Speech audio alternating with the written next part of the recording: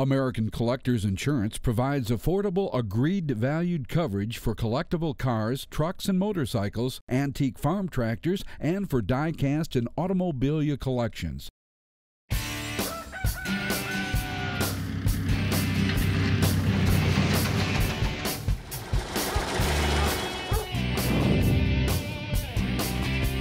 On this Tractor Fanatic webisode, we're back at Antique Power Days in Salem, Illinois, where we'll see a newly restored Massey Pony. And we'll meet a big John Deere collector that loves the JD 20 and 30 series.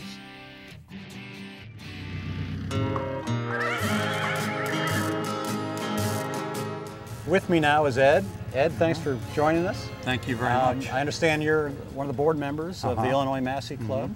Our president will be here tomorrow. And yeah, we was happy to get to come down here, and happy with the group that they invited us down. Absolutely. And I see you brought some tractors with you. And one of that caught my eye, I understand that's been newly restored, is this pony here. Can you tell me a little bit about it? Well, we had bought this tractor. It was not in good shape. We took it to the Carlisle school, the FFA school of Carlisle, and the boys done a really nice job on it. We've showed it at several places and sold tickets on it since February.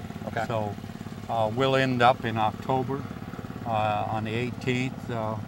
We'll be raffling this off at Pickneyville. Oh, okay, great. Well, let's talk a little bit about the tractor itself. What year is this one? This is a 1952. Basically, there was a lot of 52s made. Actually, there was 27,000 ponies made. It was is that right? Second highest number of tractors next to the 44. I believe that's correct. Now, this was similar to the Farmall Cub of the same vintage, right? Right. It was about 11 horsepower tractor, and it was just a light utility for mowing and garden work and stuff like that. It was a 3-speed transmission with reverse. Pretty simple layout, right? Yes, it is. And I think it was really economical. They're very easy on gas. Now, when you say 11 horsepower, is that at the drawbar, or is that what the engine was rated I think that was at the drawbar, okay. yeah. Okay.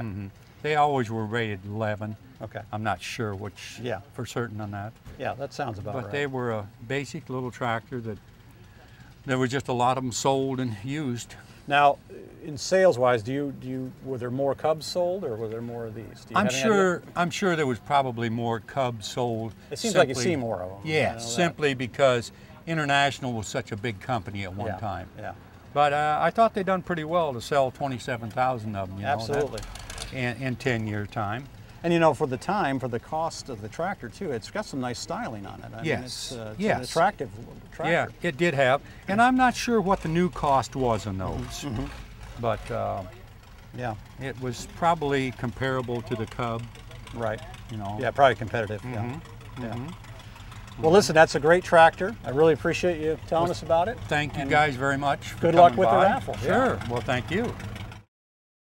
Call now for the 2010 Steiner Tractor Parts Catalog, featuring the largest selection of new aftermarket parts for your antique or classic tractor. With 45,000 square feet, Steiner Tractor Parts makes every effort to have your parts in stock. Call 800-234-3280 or visit steinertractor.com.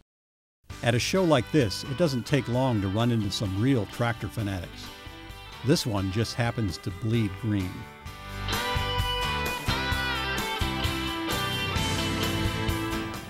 And at the show, of course, there's going to be some John Deere tractors. They're everywhere. And Ray is with us today, and he's going to explain some of the numbered series that he's got.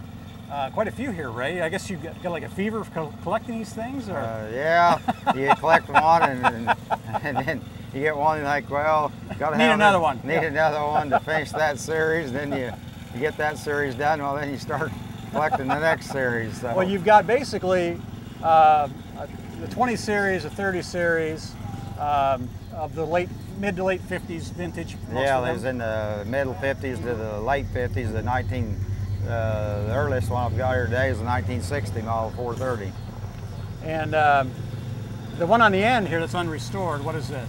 This is a 70 standard diesel, and they didn't make quite as many of these as they did the row crops, and a guy wanted to trade, and so we traded for it, and it was, I went and drove it, and it was real straight, nice tractor. It looks like a nice and tractor. tin work was good, and Yeah. it's just pretty decent old tractor. And it looks good unrestored. That's the Yeah, nice thing yeah. about it, you know? A lot of guys, collectors say that if you got one that's It's really straight like nice, that, yeah, just leave them alone. And You're right, the sheet metal on it is very, Yeah. very nice.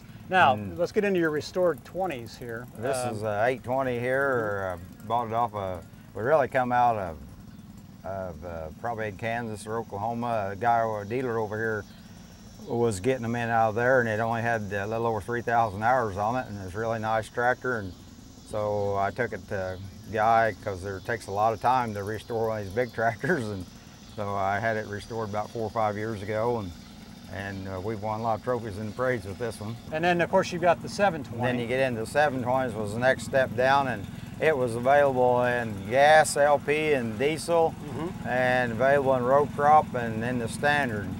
And this happened to be a 720 LP standard, and they only made 345 in them with the LP on the standard tractors, and I bought it a year ago. We'll step around the tree here, but you have a 6. Yeah, I've got a 20. 620 LP. I didn't bring it. Didn't get it down here, and this is the 520, and I got it 2 or 3 years ago, and my youngest son restored this and painted it as a project down at Wren Lake College. And then, of course, the 420. Then the 420 in the little Dubukes, they call them, they only made about 225 of the little 420 tricycles with the LP conversion, and this is a little 320 yeah. Southern Special. They got custom jobs when you research them, and they don't show up in the parts books or the literature because a customer wanted that higher clearance, and Deere did it at the factory. And so they would do that for you? Yeah, they right, put that taller front end under and the taller tires, and they called them Southern Specials. Ah, nice. But when they went to the 420s, they actually made a 420 and with a V on it on the tag. But on these, they didn't offer it that way, but they did it because customers asked for it. Ah. And this happens to be, they only made the 320s 2 years. Well, this was the second year with this tilted steering wheel. Yeah. And they don't have any hard facts, but by percentages of only 60 or 70 of the Southern Specials made, there's somewhere roughly only about 10 of the slant steer Southern Specials made. So that's fairly rare then too, yeah. And I just got it there a couple weeks ago. And you've got a couple of 30s here. Yeah, this is a 430 LP, tricycle LP, and they only made 125 of these. Now, why do they call them tricycle? Well, originally that was the model was a tricycle with a tricycle front end, but that doesn't look like a tricycle. But they offered a wide front as an option. Oh, okay. And you also could get a single front wheel as an option. Really? There was 3 options on the front end of a tricycle tractor. Now, if you bought a 430W, you didn't have that option. It just comes with wide front and that's standard equipment.